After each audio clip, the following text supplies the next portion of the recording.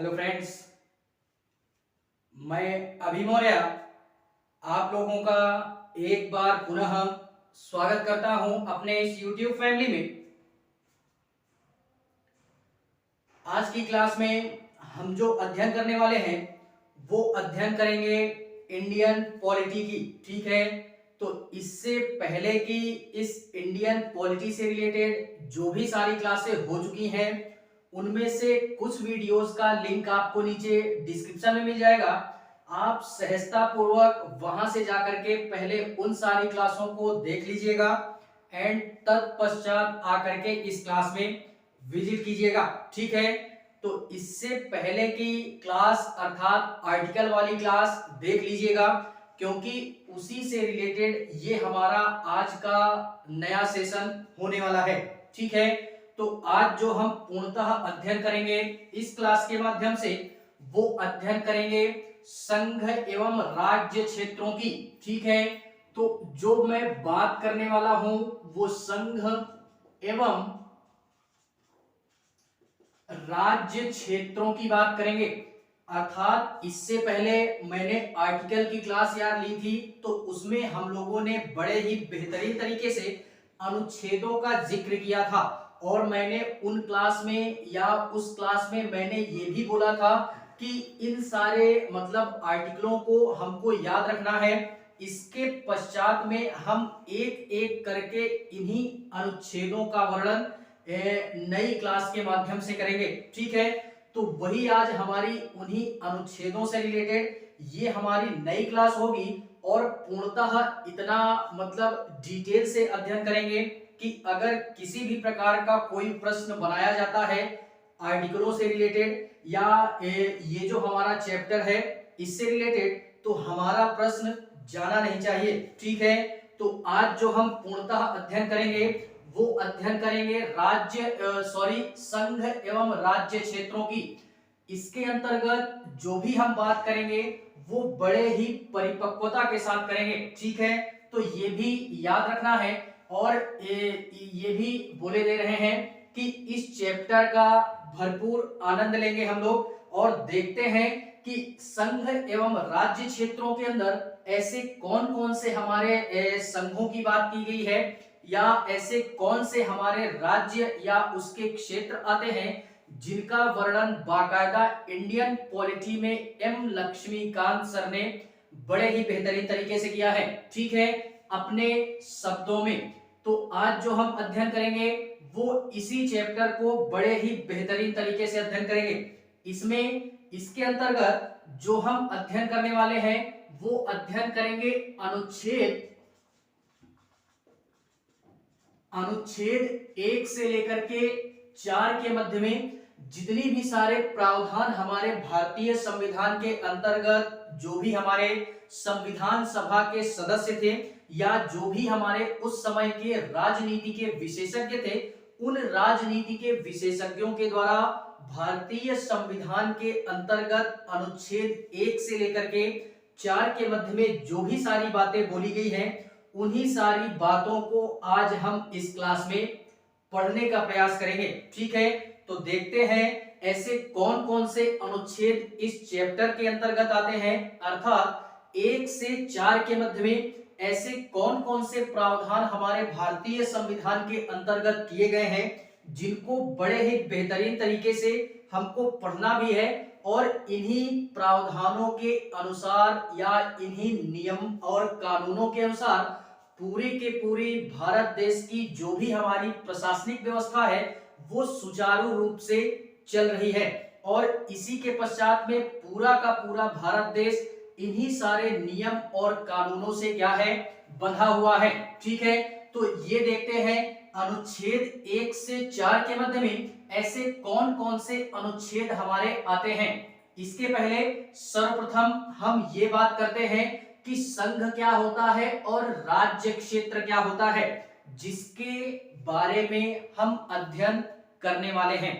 तो संघ से तात्पर्य है केंद्र की बात हम लोग करेंगे, ये आप भी जानते हो और हम भी जानते हैं। ठीक है, बाकी संघ हमारे 3 प्रकार के अभी उसकी चर्चा हम करेंगे और ये राज्य की जो बात होगी ये इसी संघ के अंतर्गत हमारे जितने भी राज्य आते हैं या जितने भी हमारे क्षेत्र आते हैं उन्हीं को हम राज्य क्षेत्रों के नाम से भी जानते हैं। ठीक है, तो इसको हमने क्या करना है, पकड़ करके रखना है। इसी के पश्चात में हम लोग ये इस चैप्टर के माध्यम से ये भी अध्ययन करने वाले हैं कि ये जो हमारा नाम ही है, हम नाम से ही बड़े ही बेहतरीन तरीके से परिपक्व हो चुके होंगे कि संघ का मतलब जो भी हमारा केंद्र है, अर्थात जो हमारा भारत है, इसकी हमारी सीमा कहां तक है या इसका हमारा क्षेत्रफल कहां तक है, इसका वर्णन करेंगे। एंड इसी के पश्चात में इस भारत देश के अंतर्गत जो भी हमारे विभिन्न राज्य हैं उनके हमारे क्षेत्रफल कहां से कहां तक हैं या उनकी सीमाएं हमारी कहां से कहां तक हैं, इन्हीं सारी बातों का वर्णन इस क्लास के माध्यम से हम करने वाले हैं। ठीक है, तो इतनी सारी चीजें हमको यार समझ में आई होंगी, लेकिन फिलहाल में हम लोग यहाँ पे ये बात करते हैं, अनुच्छेदों की बात करते हैं जो कि अपनी क्लास की स्टार्टिंग होगी। तो इसी में देखते हैं अनुच्छेद 1 में क्या बोला गया है। पूरी एकाग्रता के साथ में मेरी बातों को पकड़ेंगे एंड इसी के पश्चात में इस चैप्टर का भरपूर आनंद लेंगे हम लोग। ठीक है, अनुच्छेद 1 क्या बोलता है, भारत राज्यों का क्या होगा, संघ होगा। भारत राज्यों का संघ होगा। इसका तात्पर्य क्या है, भारत राज्यों का संघ है, ये हमको पकड़ना है।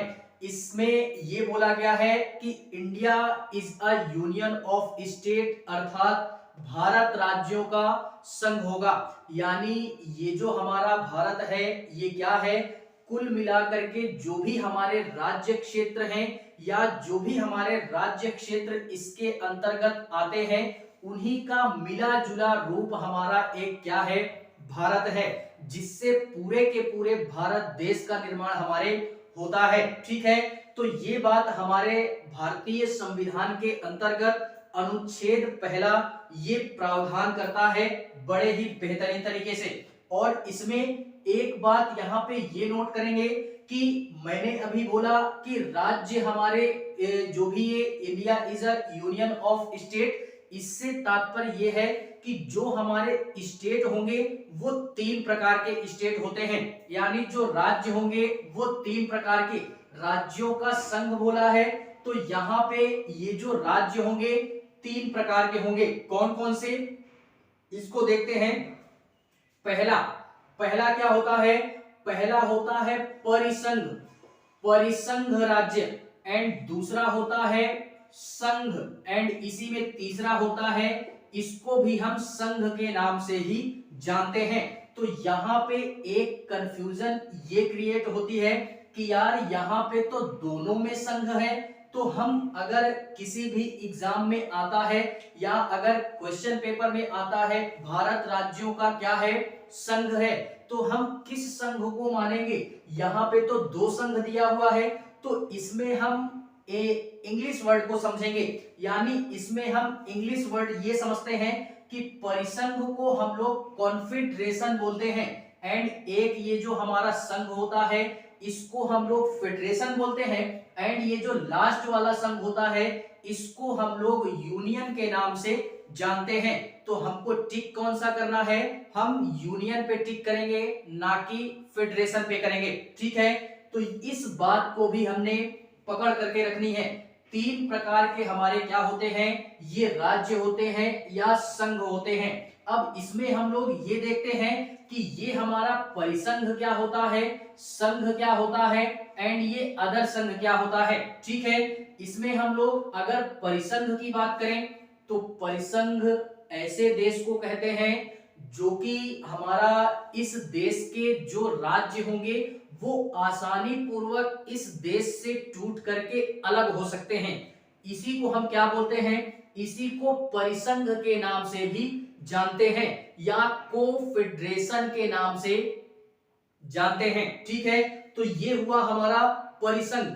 जैसे जैसे मैंने क्या बोला कि आसानी पूर्वक अगर किसी देश के राज्य हमारे टूट जाते हैं तो उसको हम लोग परिसंघ बोलते हैं। जैसे हम लोगों ने अध्ययन किया मौर्य काल का, मुगल काल का, तो इस तरीके ये जो भी हमारे राजघराने वाले राजवंश होते हैं, ये यार इनके समय में हमारा क्या था, आसानी पूर्वक किसी भी देश से हमारा राज्य टूट जाता था। फॉर एग्जाम्पल जैसे कि हम लोगों ने अभी पढ़ा मौर्य काल में और मुगल काल में, मुगल काल के कुछ शासकों के समय में हमारा जो अफगानिस्तान था वो भारत का हिस्सा हुआ करता था। लेकिन इसी में जैसे ही शाहजहां का समय आता है, शाहजहां के समय में अफगानिस्तान हमारे टूट जाता है, तो ये एक प्रकार को प्रदर्शित करता है कि ये हमारा क्या है, परिसंघ है। ठीक है, तो इसको हमने याद रखना है। और इसी के पश्चात में एक एग्जाम्पल अगर मैं और देना चाहूं तो हमारा एक थे मोहम्मद शाह रंगदारी ऐसे करके एक शासक और आता है, जो कि इसके समय में भी बंगाल टूटता है और कभी हैदराबाद टूटता है, कभी अवध टूटता है। तो इस प्रकार से जिस भी देश के राज्य हमारे आसानी पूर्वक टूट जाते हैं उसी को हम लोग कोफेडरेशन या एक प्रकार से बोले तो परिसंघ के नाम से जानते हैं। ठीक है, तो इतनी बातें हमको याद रखनी है। ये था हमारा परिसंघ। अब ये जो है हमारा फेडरेशन, ये संघ क्या होता है, तो ये जो संघ होता है इसके माध्यम से या एक प्रकार से अगर मैं बोलना चाहूं तो ये ऐसे देश होते हैं कि इन देशों में या ये हमारे कुछ राज्यों का मिला जुला, या कुछ राज्य हमारे ऐसे होते हैं या कई राज्य हमारे ऐसे होते हैं जिनकी आपसी सहमति के कारण, आपसी समझौते के कारण, या एक प्रकार से बोले तो आपसी हस्ताक्षर के कारण एक एग्रीमेंट किया जाता है। एग्रीमेंट किस चीज का किया जाता है, एक नए देश के निर्माण के लिए। ठीक है, तो ऐसा देश जहां पे आपसी सहमति के द्वारा एग्रीमेंट किया जाता है कि राज्यों को क्या करना है, रखना है या तोड़ना है, तो वो हमारा क्या कहलाता है, वो कहलाता है संघ अर्थात फेडरेशन। ठीक है, इतनी सारी चीजें हमको समझ में आई होंगी। और यहाँ पे एक नोट पॉइंट डालेंगे, एक रुपए की नोट डालना कि परिसंघ हमारा कमजोर देश होता है क्योंकि इससे राज्य हमारे आसानी पूर्वक टूटते हैं। और ये जो संघ होता है अर्थात जो फेडरेशन होता है ये परिसंघ से मजबूत होता है। यानी इसमें अगर हमको किसी राज्य को तोड़ना होगा या किसी राज्य को अलग करना होगा तो हम राज्यों की आपसी सहमति का जो एग्रीमेंट हुआ है उस एग्रीमेंट को हमको क्या करना होगा, तोड़ना होगा, तभी हम किसी राज्य को क्या कर सकते हैं, अलग कर सकते हैं। तो एक प्रकार से यही बोल सकते हैं कि परिसंघ हमारा संघ से क्या होगा, मजबूत होगा। अब इसके पश्चात में हम लोग एक बात और करते हैं कि ये जो हमारा संघ है ये क्या होता है।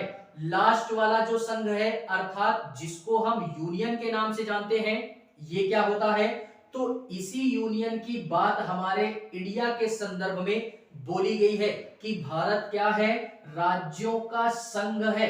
अर्थात इस संघ से तात्पर्य ये है कि इस संघ के अंतर्गत अर्थात किसी भी देश के अंतर्गत अगर किसी राज्य को मिला लिया गया तो आसानी पूर्वक या एक प्रकार से बोले तो आसानी पूर्वक हम किसी राज्य को इस पूरे संघ से अलग नहीं कर सकते हैं। अर्थात एक प्रकार से अगर मैं बोलना चाहूं तो संघ हमारा ऐसा देश होता है कि इसमें अगर एक बार किसी देश को एंट्री मिल गई तो उसके पश्चात में इसको अलग करना इम्पॉसिबल है। तो भारत हमारा क्या हुआ, भारत हमारा राज्यों का संघ हुआ। भारत में अगर आज वर्तमान की स्थिति में किसी अन्य देश को अगर मिला करके भारतीय क्षेत्र में मिलाया जाता है तो भारत के बिना अनुमति के या एक प्रकार से बोले तो दोबारा वो उस क्षेत्र से अलग नहीं हो सकता। यही तात्पर्य है कि भारत राज्यों का संघ होगा। और इसी बात को हमको क्या करना है, नोट करके रखना है, ठीक है, जो कि अनुच्छेद पहला ये बाकायदा प्रावधान करता है, ठीक है। इतनी सारी चीजें हमको समझ में आई होंगी। इसी के पश्चात में इसमें ये बात करते हैं कि जैसे जैसे यार हम लोगों ने संघ को समझा, तो इससे पहले हम लोग ये जानते थे, एक एग्जांपल लेते हैं, जैसे जम्मू कश्मीर हो गया हमारा। जम्मू कश्मीर को ये लगता था कि हम भारत से अलग हो जाएंगे, यानी जम्मू कश्मीर अभी तक ये सोचता था कि भारत एक परिसंघ है, उसको ये नहीं पता था कि भारत एक संघ है।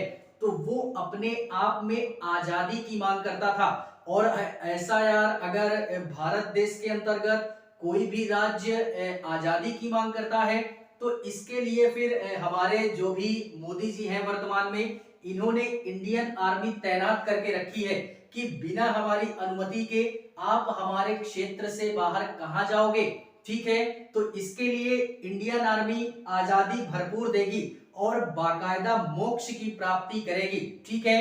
इसी के पश्चात में ये थोड़ा सा एग्जाम्पल यही हो जाता है कि हमारा आसानी पूर्वक या भारत के अंतर्गत किसी भी क्षेत्र को मिलाया जाता है, तो वो हमारा उसको मतलब बाद में तोड़ा नहीं जा सकता, ये इम्पॉसिबल टाइप की घटना हो जाती है। इसी के पश्चात में हम लोगों ने अगर संघ की बात की ही है, तो वर्तमान की स्थिति में हमारे इस क्षेत्र के अंतर्गत या भारत देश के अंतर्गत 28 राज्य हैं, ये भी याद रखना, और 8 केंद्र शासित प्रदेश हैं, ये भी याद रखना। इन्हीं सारे मतलब क्षेत्रों से मिला करके भारत हमारा पूर्ण रूप से एक संघ के रूप में बना हुआ है, ठीक है। लेकिन यहाँ पे एक नोट पॉइंट डाल करके और लिखेंगे कि ये जो भी हमारा संघ है, इसमें बात तो बोल दी गई कि 28 राज्य हैं, और जो भी है हमारे केंद्र शासित प्रदेश वो 8 केंद्र शासित प्रदेश हैं, ठीक है।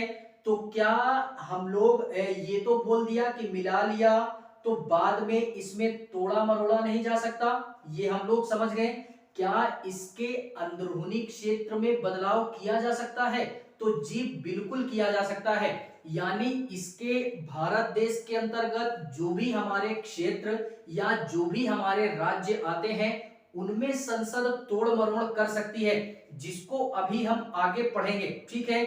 जैसे जैसे कि उत्तर प्रदेश से तोड़ करके देखो उत्तराखंड बनाया गया, मध्य प्रदेश से तोड़ करके छत्तीसगढ़ बनाया गया, एंड पंजाब से तोड़ करके हरियाणा बनाया गया, महाराष्ट्र से तोड़ करके विदर्भ बनाया गया या विदर्भ बनाया गया, ठीक है।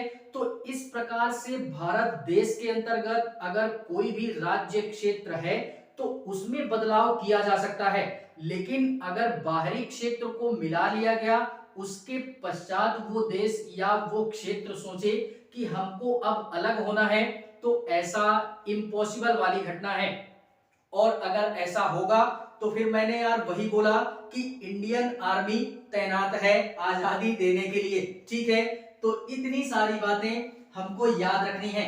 यही बोला गया है कि भारत राज्यों का क्या होगा, संघ होगा, जो कि पूर्णतः भारतीय संविधान के जो भी हमारे राजनीति के विशेषज्ञ थे, उन्होंने संविधान का निर्माण करते समय बाकायदा अनुच्छेद 1 में ये प्रावधान कर दिया कि भारत क्या होगा, राज्यों का संघ होगा। ये हुई हमारी पहला अनुच्छेद। बात करते हैं अनुच्छेद दूसरे की। अनुच्छेद दूसरा, अनुच्छेद दूसरा ये क्या बोलता है? ये बोलता है कि किसी भी बाहरी क्षेत्र को मिलाना होगा, तो वो हमारा किस आर्टिकल के तहत मिलाया जाएगा? वो मिलाया जाएगा अनुच्छेद 2 के तहत।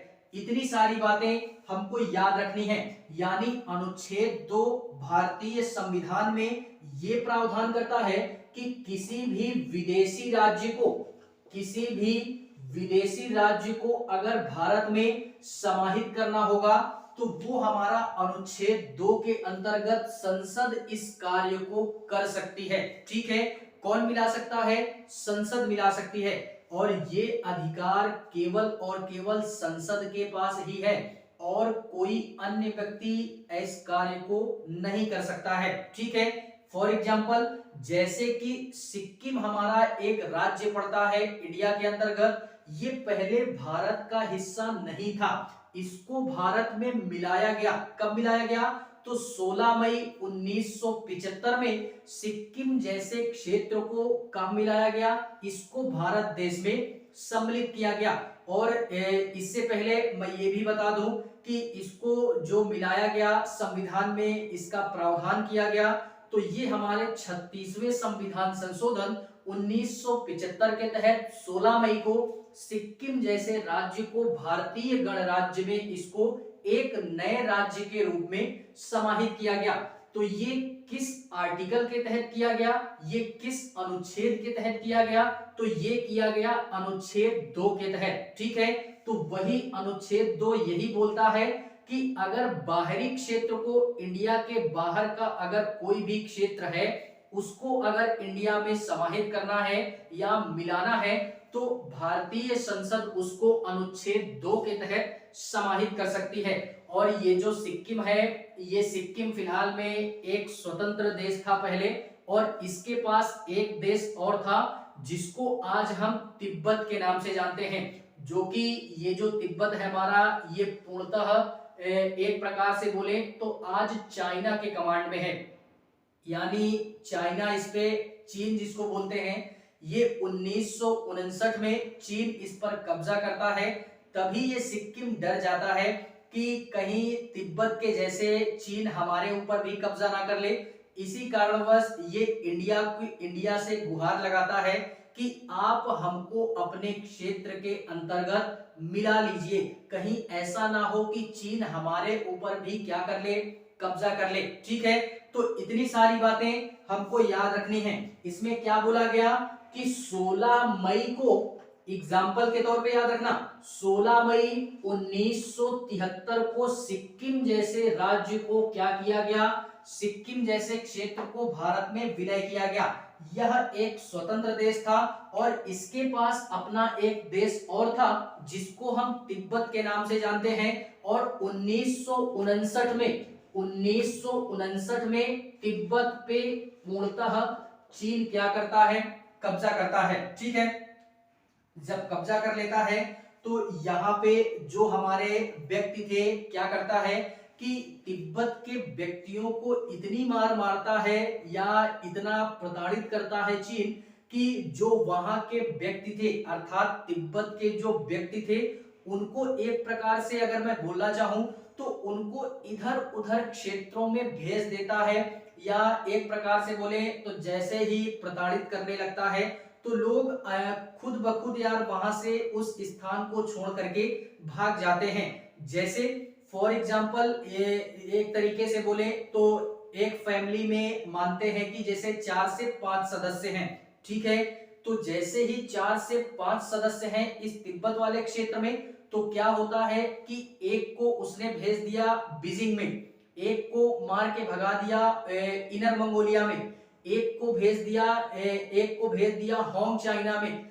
इस तरीके से जो भी उसके आसपास का क्षेत्र था चीन का या तिब्बत का, तो उन सारे व्यक्तियों को तिब्बत से मार करके भगा देता है। और क्या करता है कि इस प्रकार से तिब्बत क्या हो जाता है? पूर्ण रूप से खाली हो जाता है।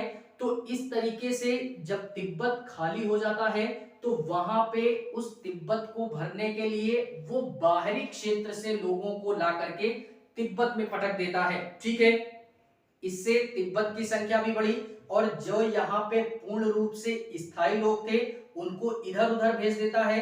तो इस कंडीशन में जो वहां के लोग अब हैं तो वो तो यार स्वतंत्रता की मांग करेंगे नहीं, वो तो आजादी की मांग करेंगे नहीं। आजादी की मांग कौन करेगा? आजादी की मांग करेंगे जो वहां पे स्थायी लोग थे, क्योंकि उनको इतनी मार मारता है चीन कि वो लोग अपने परिवार वालों को ही ढूंढने में लग जाते हैं। मेरा चाचा कहाँ गया, मेरा भाई कहाँ गया? अब यार चाचा और भाई जब वहां पे होंगे तब ना मिलेंगे, उनको तो अलग अलग क्षेत्रों में उठा करके पटक दिया उसने, तो चाचा कहाँ मिलेंगे? चाचा तो बीजिंग में मिलेंगे और हम हैं कहाँ पे? हम चीन में हैं, हम तिब्बत में हैं। ठीक है।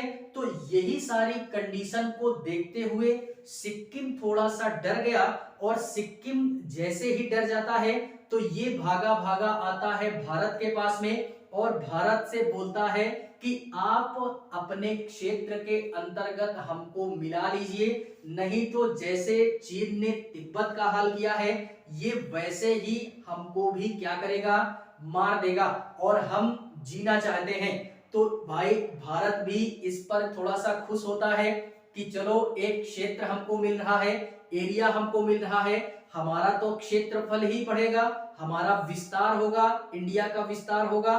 तो फाइनली क्या करता है कि इंडिया जो है ये सिक्किम को मिला लेता है। कब मिलाता है? 1973 में, ठीक है। और यहाँ पे ये भी बोला था, मतलब सिक्किम वालों ने ये भी बोला था कि हमको चीन के जैसे प्रताड़ित मत करना मिलाने के बाद में। तो भारत ये बोलता है कि भारत कहता है सदियों से हमारी ये परंपरा चली आ रही है, या सदियों से हमारी ऐसी संस्कृति रही है भारत जैसे देश की, कि हम किसी भी अन्य व्यक्ति के ऊपर या किसी भी अन्य देश के ऊपर बेवजह अटैक या आक्रमण नहीं करते हैं, हम बेवजह लोगों को परेशान नहीं करते हैं। ये भारत जैसे देश की बहुत बड़ी खूबी है और बहुत ही बड़ी हमारी परंपरा विकसित हुई, ठीक है। हमारे यहाँ तो यार भारत जैसे देश में पत्थरों को भी पूजा जाता है, और भारत जैसे देश में यहाँ पे तो जानवरों को भी, और ऐसे जानवरों को दूध पिलाया जाता है जो कि काफी विषैले होते हैं। जैसे कि आज हम वर्तमान में देखें तो भारत जैसे देश में सांप जैसे जानवर को भी दूध पिलाता है भारत। तो यार जब हम जहरीले जानवरों को अपने यहाँ रख सकते हैं तो आपकी क्या मजाल है, आप भी आसानी पूर्वक हमारे क्षेत्र में जुड़ सकते हैं।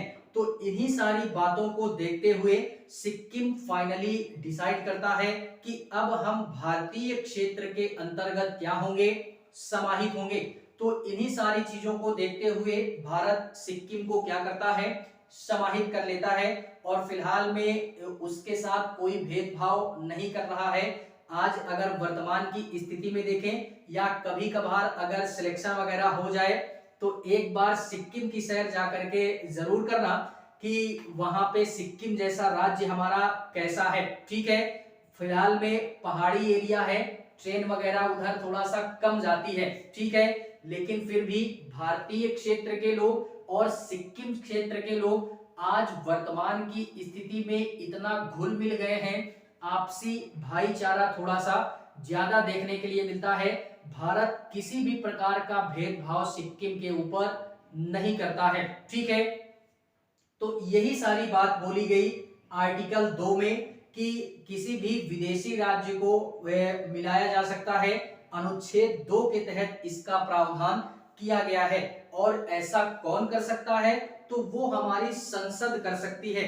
और संसद किस माध्यम से कर सकती है, तो ऐसा अगर करना होगा तो संसद, वही बोलते ना कि किसी भी प्रस्ताव को अगर संसद में पारित करना है तो 50% सदस्य उसके अंडर में या फेवर में होने चाहिए, तभी वो प्रस्ताव हमारा पारित होता है संसद में। या 50% प्लस 1 सदस्य भी अगर हैं तो भी हमारा प्रस्ताव आसानी पूर्वक पारित हो जाता है संसद में। वर्तमान की स्थिति में अगर लोकसभा की मैं बात करूं, लोकसभा जहां से मोदी जी प्रधानमंत्री बने हैं, तो यहाँ पे 545 सीटें हैं, ठीक है। 545 का आधा कितना होगा, 273 मेरे हिसाब से।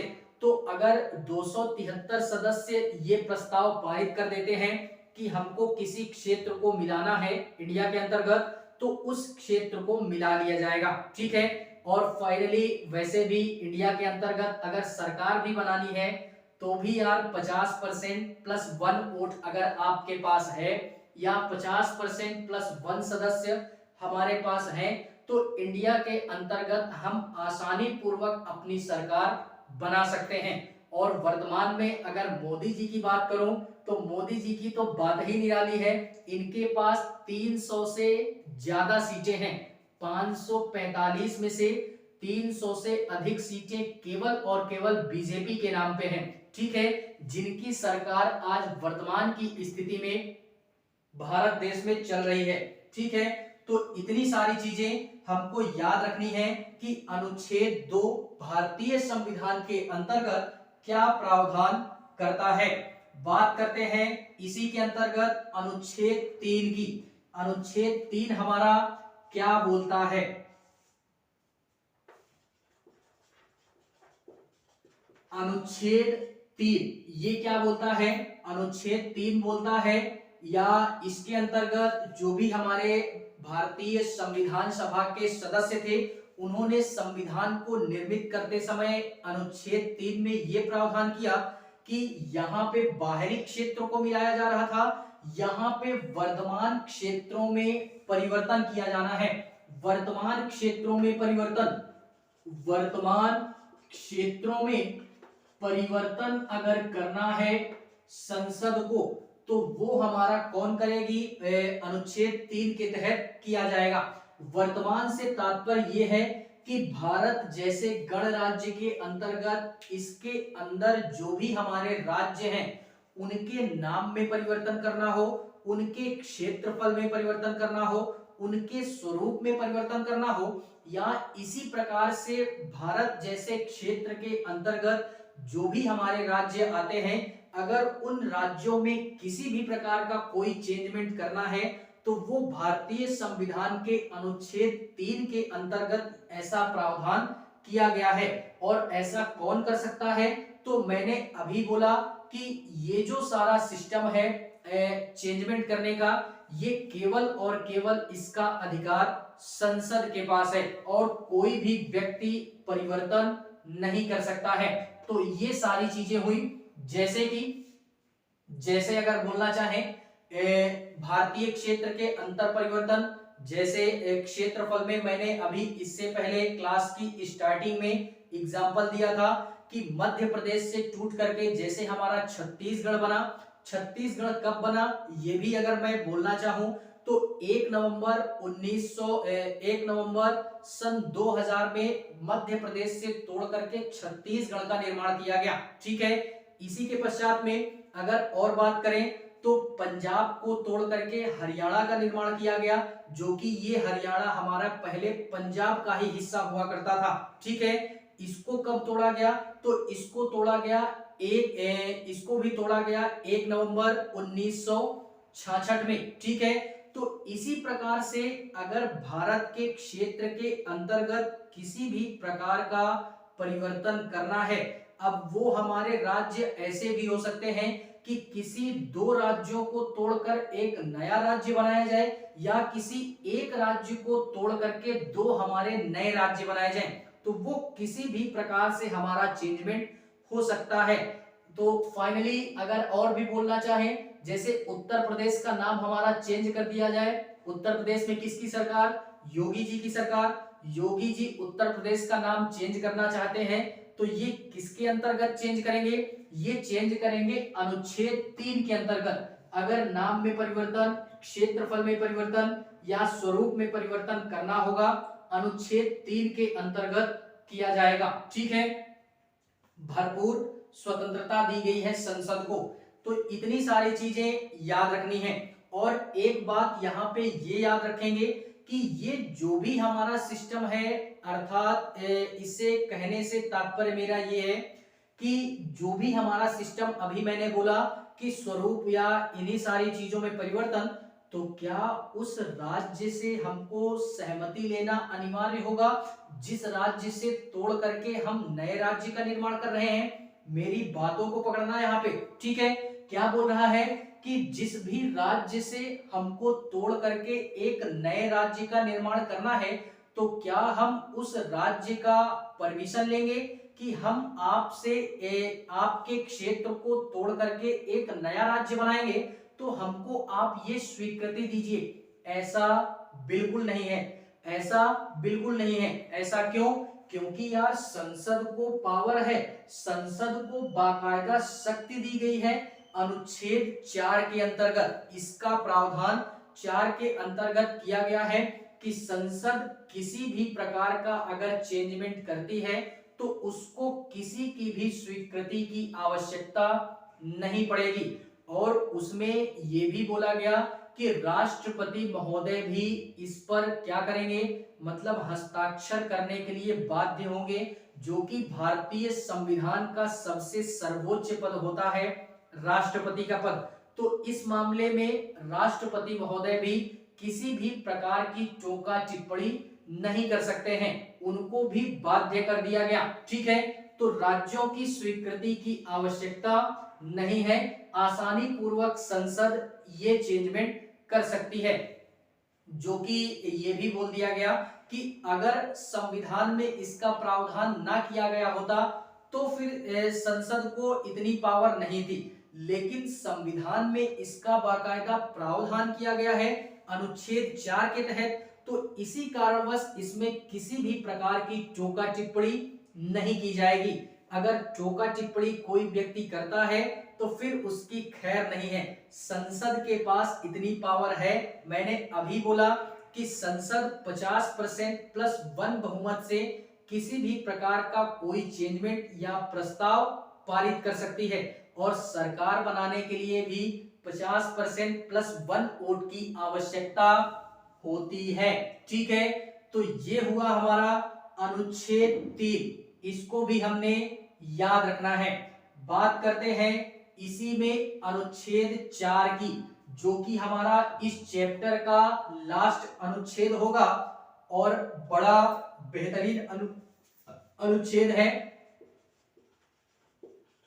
अनुच्छेद 4 की बात करते हैं। ये क्या बोल रहा है, फिलहाल में इस अनुच्छेद का कोई मतलब है नहीं या विशेष महत्व हमारा अनुच्छेद 4 का नहीं है। ऐसा क्यों, ऐसा मैं क्यों बोल रहा हूं यार, ऐसा इस कारणवश बोल रहा हूं क्योंकि अभी हम लोगों ने पढ़ा कि अनुच्छेद 2 और अनुच्छेद 3 जब यहाँ पे ये सारी बातें बोल दी गई तो अनुच्छेद 4 की क्या आवश्यकता थी। तो अनुच्छेद 4 की आवश्यकता इस कारणवश पड़ी यार, आपसे और हमसे ज्यादा बुद्धिजीवियों ने संविधान बनाया है, हमारी और आपकी क्या औकात है। ठीक है, हमारे आप जैसे लोगों ने संविधान नहीं बनाया, वो राजनीति के विशेषज्ञ थे और एक धुरंधर विशेषज्ञ थे, जिन्होंने भारत के संविधान को क्या किया, निर्मित किया। उन लोगों ने पहले इस पृथ्वी पे कई ऐसे हमारे अन्य देश हैं जिनके संविधानों का बाकायदा अध्ययन किया गया, और उन्हीं संविधानों का अध्ययन करने के पश्चात में राजनीति के जो विशेषज्ञ थे या संविधान सभा के जो सदस्य थे, उन्होंने जब सारे संविधानों का अध्ययन किया, उसके पश्चात में भारत का संविधान तैयार किया गया। तभी से इतना सशक्त संविधान बनाया कि आने वाले अनंत काल तक, जब तक ये भारत जैसा देश रहेगा, तब तक इन नियम और कानूनों को तोड़ा और बदला नहीं जा सकता है। ठीक है, इतनी सारी चीजें हमको याद रखनी है। इसी कारणवश इतना मजबूत संविधान बनाया गया कि हमारा अनंत काल तक ये चल सके। ठीक है, इन नियमों में किसी भी प्रकार का परिवर्तन नहीं किया जा सकता, और परिवर्तन होगा भी तो वो संविधान संशोधन जोड़ा जा सकता है, लेकिन पुराने वाले कानूनों को या अनुच्छेदों में किसी भी प्रकार की छेड़खानी नहीं की जानी है। तो इसमें यार यही बोल रहा है कि कोई विशेष प्रावधान इसमें नहीं है, लेकिन फिर भी अनुच्छेद 2 एवं अनुच्छेद 3 ये जो भी इनके मामले में संसद कार्य करेगी, इनके मामले में जो संसद कार्य करेगी वही सारा सिस्टम हमारा अनुच्छेद 4 में दिया गया है। अब संसद कौन सा कार्य करेगी, संसद कार्य करेगी बाहरी क्षेत्र को मिलाने का, संसद कार्य करेगी वर्तमान क्षेत्र में स्वरूप में परिवर्तन करने का, यही सारे कार्य संसद करेगी। और इन्हीं सारे कार्यों का ब्यौरा अनुच्छेद 4 के अंतर्गत दिया गया है। इसी कारणवश मैंने बोला कि इस अनुच्छेद का कोई विशेष महत्व नहीं है। ठीक है, इतनी सारी चीजें हमको याद रखनी है, लेकिन इसमें फिर भी एक बात याद रखना, कि मैंने अभी बोला कि 50% प्लस 1 वोट होना चाहिए, तभी संसद में ये प्रस्ताव पारित होगा। राष्ट्रपति महोदय इस पे हस्तक्षेप नहीं कर सकते हैं इन चेंजमेंट में, ठीक है, क्योंकि संसद को बाकायदा अनुच्छेद 4 के तहत ये शक्ति दी गई है कि अनुच्छेद 2 और 3 के मामले में अगर किसी भी प्रकार का कार्य संसद कर रही है तो वो अनुच्छेद 4 के अंतर्गत इसको कानूनी प्रावधान या आधिकारिक रूप से इसका प्रावधान किया गया है। जैसे कि सिक्किम जैसे राज्य को मिलाया गया, और बाहरी क्षेत्रों का एग्जाम्पल सिक्किम जैसे क्षेत्र को मिलाया गया। और सिक्किम ने ये बोला भी था, यहाँ पे थोड़ा सा एक इंटरेस्टिंग फैक्ट ये याद रखना कि भारत ने पहले सिक्किम को कह तो दिया कि आप आइए मिल जाइए, और जब आपको आवश्यकता होगी तब आप थोड़ा सा बाहर हो जाइएगा, ठीक है, आप बाहर हो सकते हैं। और जैसे ही सिक्किम अटैच हो जाता है इंडिया में, तो उसके पश्चात में भारत क्या बोलता है कि ये परिसंघ नहीं है, ये संघ है। अर्थात भारत हमारा परिसंघ नहीं है जिसके माध्यम से किसी भी राज्य को आसानी पूर्वक तोड़ दिया जाए। भारत क्या है? भारत एक संघ है, अर्थात अगर कोई भी व्यक्ति इसमें जुड़ गया तो वो जुड़ा ही रहेगा, उसको ये अनुमति नहीं है कि वो इस क्षेत्र से अलग हो सके, ठीक है। तो फिलहाल में वैसे भी वर्तमान में स्थिति सिक्किम की ठीक ठाक ही है, वो अलग नहीं होना चाहता, आपसी भाईचारा भी है और आपसी मेल मिलाप भी है। तो आज तो काफी वर्ष हो चुके हैं, 1975 में ये भारत में सम्मिलित किया गया था, और अब ना ही ऐसा लगता है कि अलग होगा भी। और अलग होगा भी कैसे? क्योंकि अभी हमने बोला या इसका अध्ययन किया कि ये हमारा संघ है ना कि परिसंघ है, ठीक है। परिसंघ कमजोर होता है, संघ हमारा उससे मजबूत होता है, और ये यूनियन वाला संघ ये काफी मजबूत होता है, जो कि इंडिया हमारा संघ है, अनुच्छेद 1 प्रावधान करता है, ठीक है। तो ये हमारा संसद को ऐसी अनुमति है।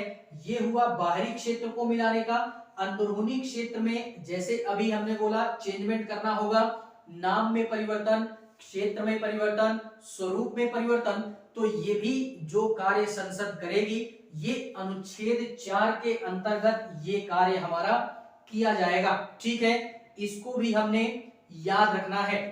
कार्य किया जाएगा 2 और 3 के माध्यम से। करेगा कौन? संसद करेगी, इसका प्रावधान यहाँ पे है, इसमें कंफ्यूजन नहीं क्रिएट होनी चाहिए, ठीक है।